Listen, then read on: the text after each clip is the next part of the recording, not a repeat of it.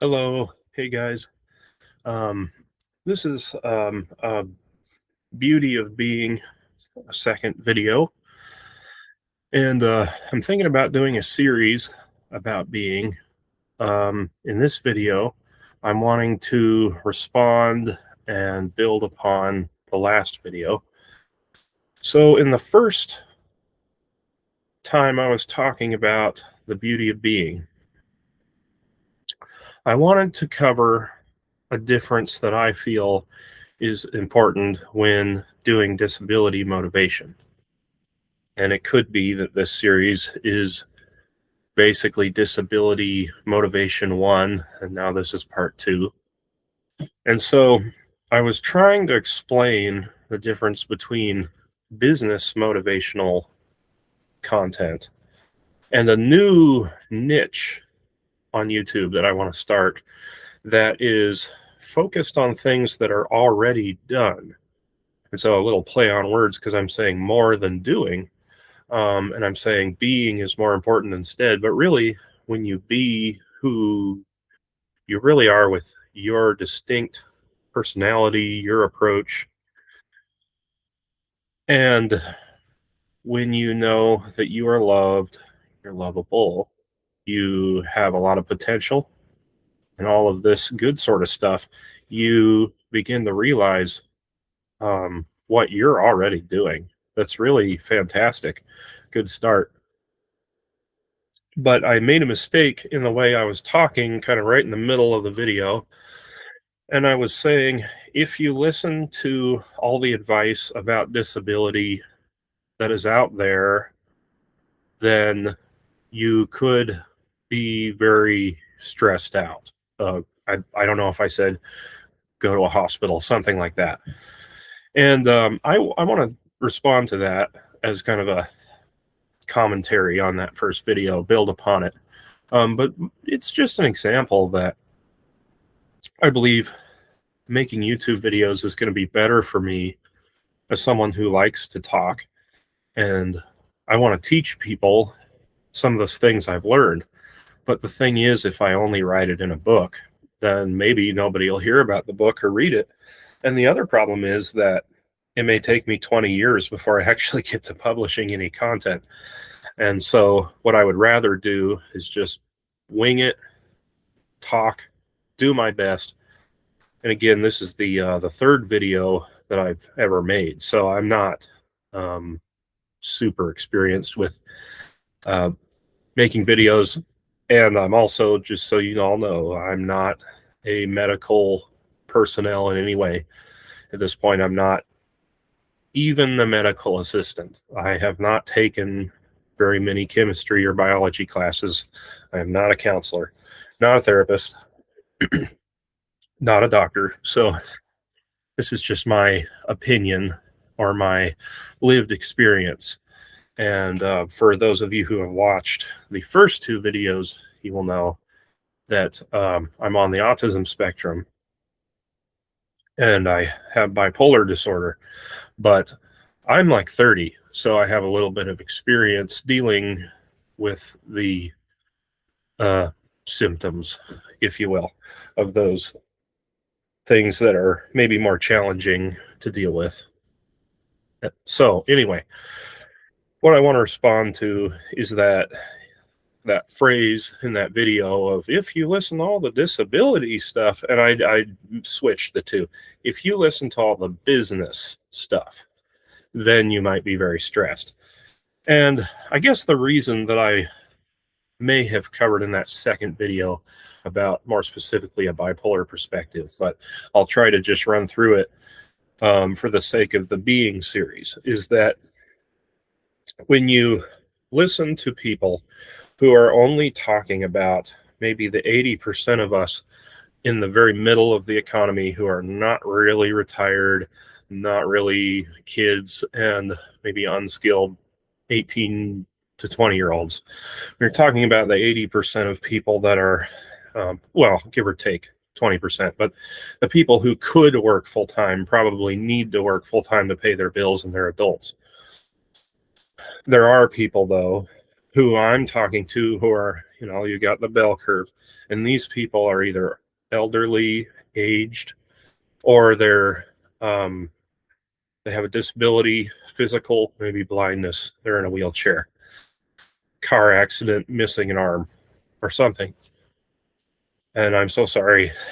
I don't want to be rude in any way. I mean, awful things happen, and sometimes you start out your life one way, and then things change, and you learn to live a different way.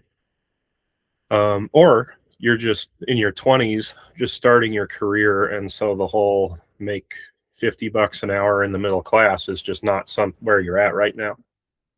So I'm speaking more motivation to people who may need a more calm approach. So what I was saying is that if you're someone who needs acceptance with where you are at, such as, hey, living on a fixed income, being without a job, very frustrating economically. And a lot of people understand that. Even the people that are counselors and social workers and parents, they really do understand.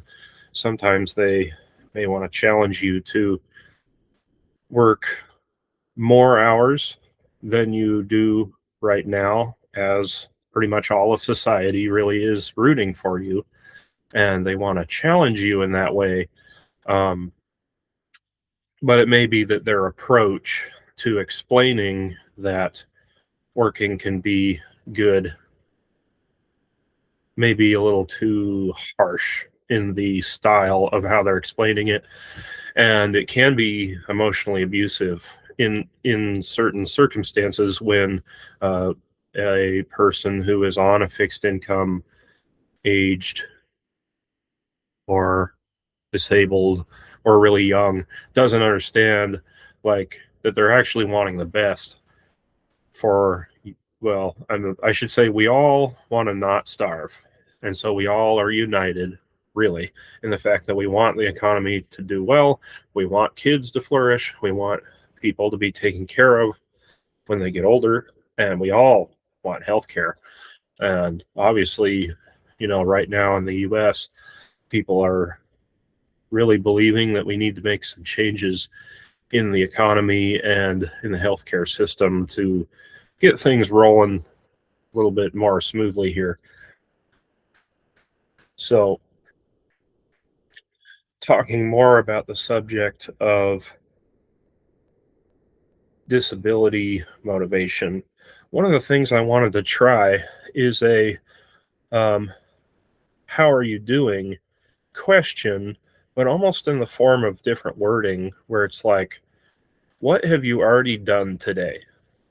And if you think about um, a person who maybe has no job at the moment, or they're retired and they haven't worked as far as clocked in and worked this number of hours in this shift length and not taking a break for 2 hours at a time, then you go to the bathroom, then you work 2 hours at a time, then you have lunch, then you get the picture, etc., etc. And so they may feel like, oh, I don't have a job.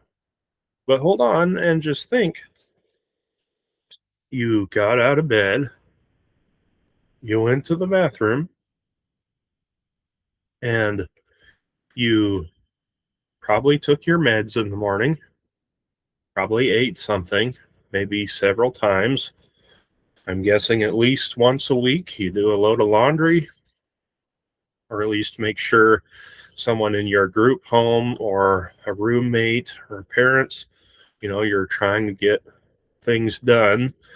Most people, I would say, who are disabled, and my guess is, as well as people who are maybe out of work or seniors, most people could do some laundry. You know, you made sure you got some meals, or that you asked a roommate or a family member to help you get your meals. And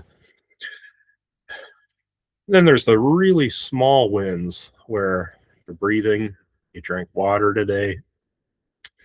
You made your bed. You drank some coffee, so you're a little more awake in the morning. You maybe you did Duolingo, some Spanish on your phone. Maybe you tried to read a couple pages of a book. Uh, try to be aware of a few things in the news, that what's going on in the world, maybe even something outside of your country that's going on all over the world, not just your nation. And a lot of people, even in their social media time that they spend, they really do care a lot about health issues and having a dog or a cat that you love and take care of, having fun and telling jokes. And you know, I do like a good laugh, especially driving around to a grocery store. Challenge somebody to take a friend with them or a family member and laugh about a few things. And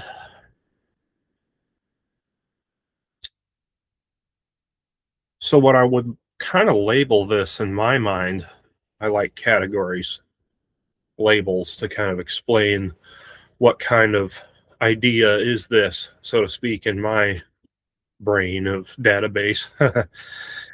When I'm writing, especially, I make outlines so I know, okay, this is about work, businessy stuff, and this is about psychology, and this is about Christianity, and this is like volunteering type things, maybe at my church, maybe a community thing where I'm working on giving back in the community. So if I was to write this, I would say this kind of motivation is disability motivation, but it's also thankfulness motivation, which could be helpful for people who work full time or are very, maybe work 80 hours a week and have 10 kids and full time and own a business on the side and everything else. And what I'm thinking is, you've got, okay, I did my morning routine. I made sure I packed a sandwich or some food or a salad. I have driven to fill my car with gas. I have read some books, watched the news, wrote some emails, made a phone call or two to take care of my appointments, get something scheduled on the calendar for counseling, get something scheduled on the calendar for anything fun at all. Just one thing a week, or one thing a month with friends, some way to keep up with people that are not at our work or our places that we normally go, such as maybe church or sports or something like that. So just be thinking of all these things that you're already doing. And when you think, I should do more. And at the same time, I am really trying here. And I think that sets you up to validate the futurism, the strategy to move forward, where you're like, okay, I want a place to live. I want a house. I want to get married and have kids and have a family. I want to make some more friends and branch out. I want to try tennis or swimming, pickleball, basketball, rock climbing, really whatever it is. I want to get a dog so we can walk a dog. I want a pet in my life. I want to do some gardening and have raspberry bushes or rhododendrons or flowers in the front of my house. All of these things are totally valid. When you want a place to live, that should be super basic. You should not feel at all stressed to say, I want a place to live. It is perfectly reasonable for me as a human to have a place to live. I want health care. Perfectly reasonable in every way and totally valid to want health care. And it may be that the system of healthcare or the economy or things are making it challenging. But we are so all united, and that we want to make friends. We want to have our meds for those of us who need it. We want to have food and healthcare and housing and transportation. Those four, super basic. And it should not be at all a contested, controversial issue for somebody to want to be indoors and eat food. And really, we should not be arguing about that. It may be that you don't drive yourself around. Maybe you have public transportation or ride in a car with family or roommates. And it may be that you live in a group home or you have roommates so that you only pay a third of the $1,500 of rent if it was to be that cheap in your area. But maybe you have a 3-bedroom, 2-bath house or apartment. It's just that you only pay a third of the total rent or mortgage that month because you have roommates or other households, families you're living with. And so I think there are options where you could live in an RV and you may be able to find a mobile home. You may be able to start a business, your own business. And there are options where you get a coffee maker that makes coffee actually taste good. So you don't have to leave the house to get coffee. And I'm not dissing that at all. I love coffee. And then maybe that you really could figure out how to cook salads and burgers and soups and burritos and the things that maybe you want to eat at a restaurant, curry, Thai food, and Chinese food or stir fry. You could learn to really enjoy your life. And when you have your home, you should feel like you belong. When you have your roommates, you should feel like you have at least done your best to try to fit in and try to be a part of that family. In a sense, family is what we find ourselves to be calling family. And generally speaking, I would like to validate that the non-harmful to other people goals that we have, such as having housing and eating and having transportation, these things are reasonable. This shouldn't be like you have to argue with people to convince them that you need them. And I know that right now, this is August of 2026, beginning of the month when I'm recording this. And it may be that in the USA, things are not so smooth at the moment, but they may get better in the next year. Maybe halfway through 2027, things will be running smoother in the healthcare system or the Social Security Administration for those of us who are retired, needing our, or disabled, who are needing our monthly fixed income allotments so that we don't, starve and I'll have some health care. But it may be that companies out there, hospitals, even government agencies are just short staffed. And maybe in the next year, people will be hired back or join the workforce and really step up the economy in some noticeable ways. And you never know. And again, it's like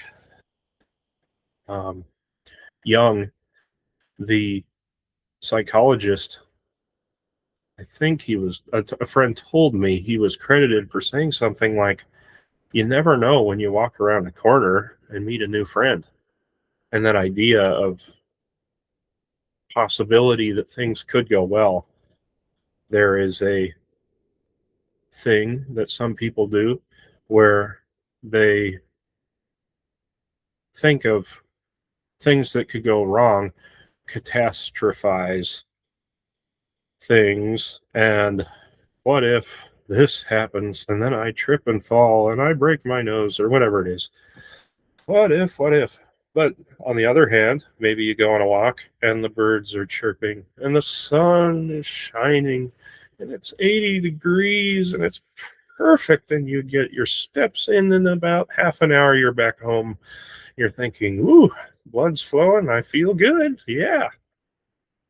So you really don't know the future. And if we could predict the future, we would be totally rich, at least in the stock market. but we can't predict the future. So, in a way, that's a superpower of saying, well, might go really well. So, I can imagine my dreams happening. Yeah. So, keep thinking the good, positive thoughts and just imagine how life could be that you could meet those goals. So, when we're thinking about motivation, sometimes people who are waking up early and they've got to work for 10 hours straight, including a drive for an hour, work 8 hours, drive for an hour, sit at their desk, work some more hours, maybe 4 more hours, and they're only getting 6 hours of sleep. That lifestyle, in the morning, they need coffee, stimulants, they need getting excited, they need somebody to really rouse the troops and get them marching. And yeah, they got to get pumped. But sometimes for those of us who maybe you're not sleeping well and it's causing emotional, mental issues, you're very depressed. Maybe your thinking is, half the speed of everybody else due to circumstances and things and stuff. You really may not like motivation that's like, run 5 miles and hurry up and I will do everything really super well. And that just might not be very effective for how you go about getting pumped for your day. And it may be that a more calm perspective that, hey, my goals, the things I want, they're reasonable and it could happen. It just may be that if I'm working 30%, if I work 3 out of the 10 hours that other people work, and even if that's because I just am not able to work 10 out of the 10 hours that my peers and the people in the economy work, maybe I could make 30% of their progress over time. They're up here, we're here, but hey, that may work. And maybe if you have friends and roommates who can support you, get married. Maybe the person you're married to, I mean, I've thought about this as a dude who's disabled. If I'm doing my 1,000 a month, but the lady I'm with is making her 2,000 a month or 4,000 a month, hey, that's middle class right there. So it really could be that if your spouse enjoys their job and they're doing well and they do what they love and hey, I like my job. It may be that you don't need to be full time. There are the typical cliche type rants where the people who are tribally business oriented are like, work hard, do, work hard. And they're hitting that drum of work hard, do, work hard. Just they're gonna put it right, it's like singing. They're singing a song right in your face, and you have to listen to it. And every time they're around, they want to sing their song and chant their chants and oh, work hard, work hard. It's tribal. It's their culture.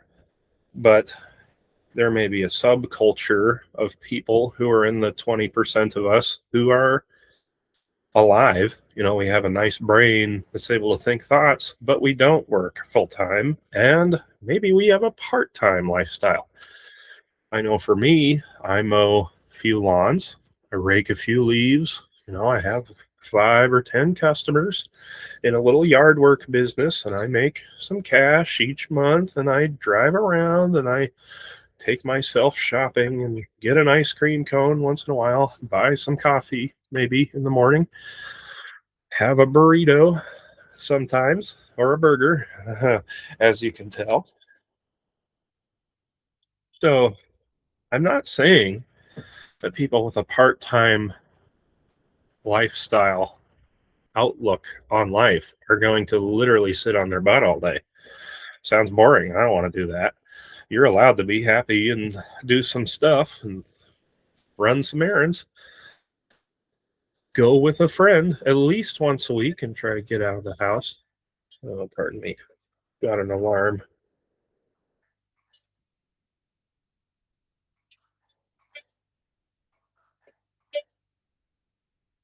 But just to wrap this up, I do think that we should be working a little bit. And I don't ever want to say about business culture that people who are disabled are fundamentally against work. It's just that you may be not able to do certain tasks as fast or as much as other people. But hey, maybe some people actually do work full time and then they're just really tired, and that's how it is in the weekend, and they just sleep a lot and watch TV, and they really just don't do much other than work and pay the bills and survive. So it takes all kinds to support the economy. The market, the free market, as it would be referred to in economics, is everybody making household money decisions. So your decision might be buy a streaming service and sit on the couch, and that's fine. You did your hours, you paid your bills. And even for those of us who have had really financial ruin or bad things happen physically or mentally to us, I think we can be resilient and feel the same grit and determination that other people feel. It just may be that we go about it differently. So, thank you for listening to another episode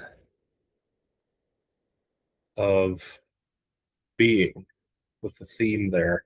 And I hope that you appreciate this work that I'm trying to do with the more than doing theme.